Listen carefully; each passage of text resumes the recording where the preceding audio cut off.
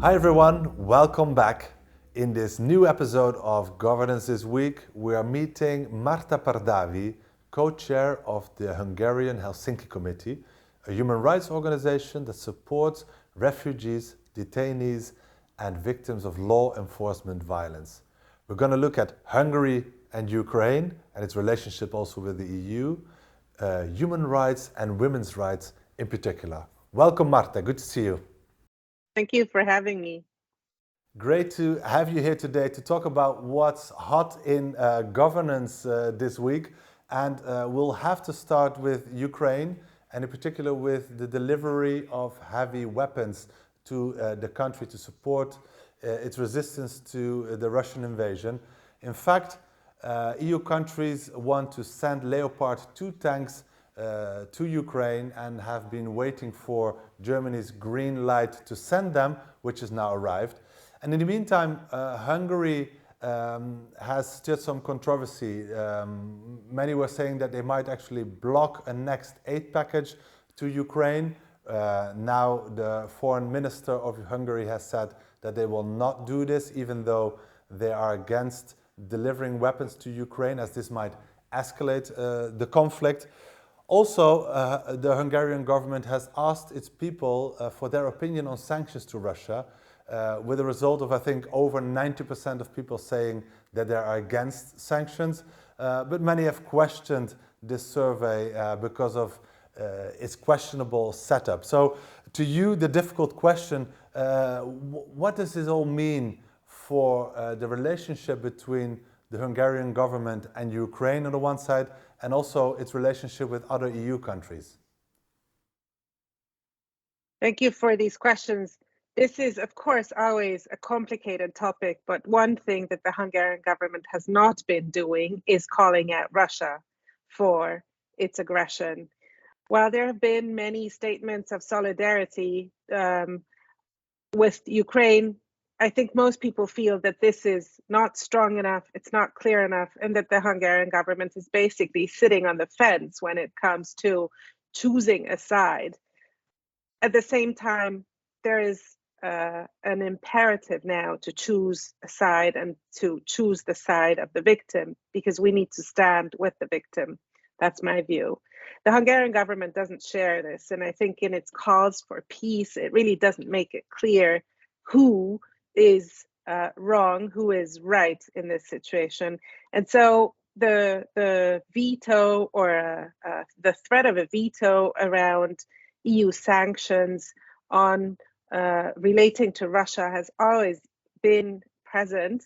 For the time being, the Hungarian government hasn't blocked these sanctions, but there has been a lot of political debate, and this is particularly present in Hungary.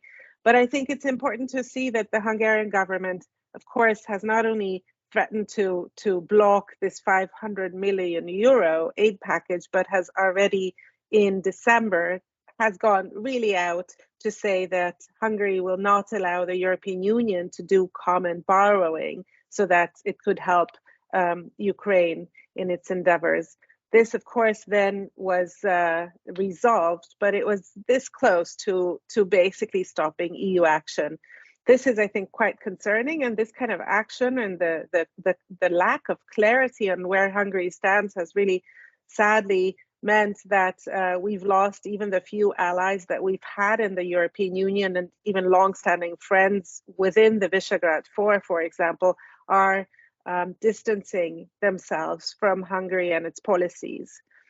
At the same time, of course, you mentioned this survey, which was basically a very distorted national consultation that the government ran to persuade Hungarians to doubt whether sanctions really work and who they are harming. There was a nationwide poster campaign depicting bombs and saying Brussels sanctions are harming us. It cost about 20 million euros to run this campaign, and a little over 1.5 million people responded. Weirdly, and not surprisingly, the people who responded tended to toe the government's narrative. But in general, Hungarians have, I think, a more nuanced position to receiving refugees from Ukraine. There was a recent study by a think tank called Globsec in December, and it showed that Hungarians, by and large, are very favorable to receiving refugees from Ukraine. At the same time, we have to see that even in the Visegrad region, Hungary is receiving the lowest number of people. It's hosting about 35,000 people maximum who are under this temporary protection scheme for Ukrainian refugees. This is a really low number, and most of the time it seems that refugees from Ukraine are out of sight and out of mind for most of the Hungarian population and the Hungarian government. Yeah, thanks for sharing those insights from Hungary, Márta, as you're actually reaching us today from Budapest, of course. So let's move on to another topic on the agenda, and that is the fact that on Tuesday it was UN International Education Day, and there was a lot of attention for the role of education in Afghanistan after, unfortunately, the Taliban banned women from higher education altogether. And in fact, I'm reading here, having increased first almost 20-fold in 2 decades. In 2023, 0 women are actually allowed to pursue higher education in the country. I'd say this is a sad milestone and a grave human rights violation, don't you think, Márta? Indeed, this is a very, very severe human rights violation, and it affects, I think, everybody in that country. And it's not only women, but also the men who are actually harmed by a policy like this. And investment in education, it's very often said, is the best investment to make in a society's future. And this basically leaves half the population out. It also sends a very, very awful message to everybody in Afghanistan, portraying women as basically worthless. This is certainly something that we cannot accept. And I think we really have to bear in mind that this is not a theoretical debate. There are women who are risking their lives to teach other young women, secondary school students, college age women in basements, really at the mercy of a very authoritarian, extremely violent government. We really have to stand with them and protect them, and this also means giving them protection if they have to leave their country. And this also, of course, means real effective refugee protection in Europe, something that is not automatic and something that is very, very hard to obtain. And in the meantime, Márta, the women of Iran do not back down as their protest movement seeks to unravel the regime's oppression. We saw, however, this week as well that 3 women journalists were arrested in Tehran. How do you look at the situation in Iran? I think this is something that outsiders didn't expect. And at the same time, I think it shows that women in Iran are really claiming their space. They are demanding, and again, here too in Iran, risking their lives so that they could participate in public life. They want to be visible. They want to be present. They want to have a say. They want to have a say in how their society is run, in their politics, in their public life. This, from a European perspective, is, of course, something that we think is given in Europe, but even here, I think we see that there is so much to do.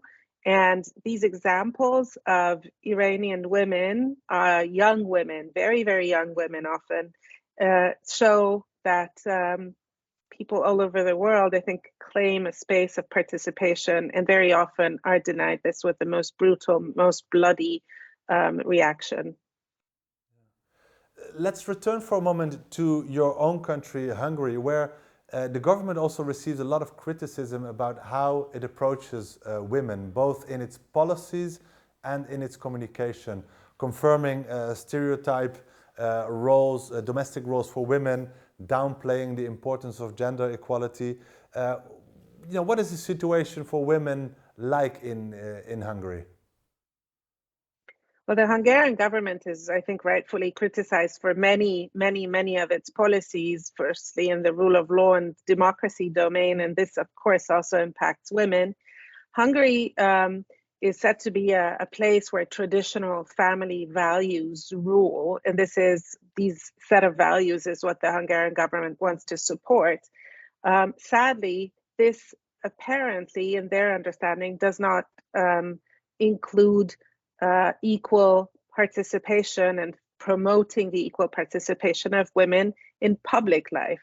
So that we had elections in April that yielded another landslide victory for Mr. Orbán and his government. And at the same time, out of the 199 seats in the Hungarian parliament, about 26 seats are taken by women. So this is, I think, one of the lowest rates in the European Union. A little over 13% of MPs in Hungary are women. There's only one woman in the government, in the cabinet, out of 15 ministers. So this already, I think, gives you a picture of how public participation for women is like. But this is certainly not something that the Hungarian government wants to change.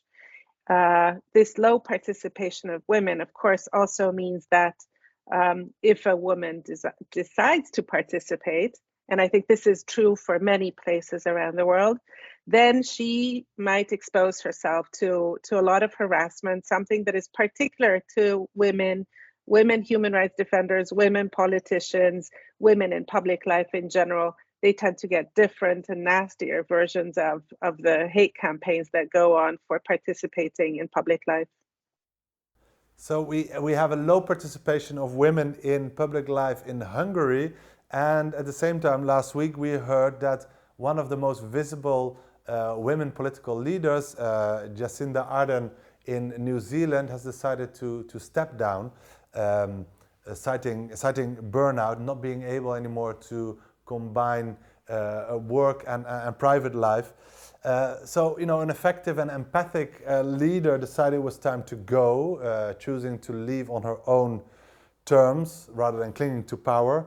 But the BBC actually reacted with a headline saying, "Can women really have it all?" So my question to you is, how did you react to the news of Ardern's resignation and to this particular headline? Well, clearly being prime minister of a country must be as she said, one of the toughest jobs. And a good prime minister, a good politician will give it their best, and the best years of their life, the best from their energy. And she felt that she just can't do it anymore. I think it takes great courage to recognize that and admit that she just can't give it all anymore.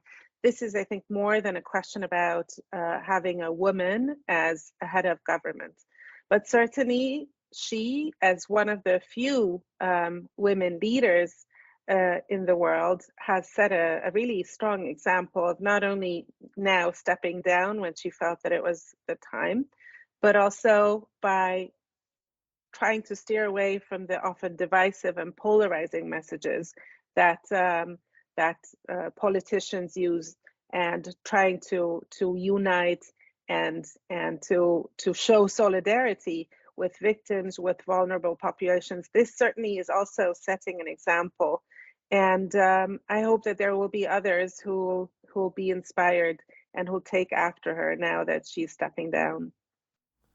I absolutely agree with you there, Márta, and in fact, let's hope that also male leaders around the world follow this example. Márta Pardavi, it was great talking to you today, having a look at what's on the governance agenda. Thanks for being with us. Thank you very much. I hope to be in Florence soon. Would be great to see you again. Take care.